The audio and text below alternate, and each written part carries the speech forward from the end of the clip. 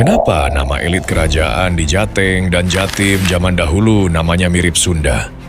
Pernah kepikiran nggak, kenapa nama-nama bangsawan zaman dulu kayak Raden Wijaya, Airlangga, Jayabaya, Jayakatwang, Gajah Mada, dan sebagainya kedengeran mirip nama-nama Sunda? Soalnya mereka sama-sama pakai akhiran vokal A, bukan O, kayak nama-nama Jawa modern. Padahal mereka adalah elit kerajaan dari Jawa Timur dan Jawa Tengah. Ternyata jawabannya ada di bahasa Sanskerta, bahasa kaum bangsawan dan kerajaan pada masa Hindu-Buddha. Akhiran A itu memang khas Sanskerta dan dipakai luas di wilayah Jawa maupun Sunda. Lalu saat masuk era Islam dan berdirinya Keraton Mataram di Jawa Tengah, gaya penamaan pun berubah. Muncullah nama-nama seperti Hamengkubuwono, Pakubuwono, Diponegoro, dominan dengan akhiran O, khas bahasa Jawa Krama. Tapi gimana menurut kalian? Adakah kaitannya mereka dengan Sunda di masa lalu? Tulis komentar kalian di kolom komentar ya. Follow terus buat bahasan sejarah lokal yang unik dan bikin mikir kayak gini.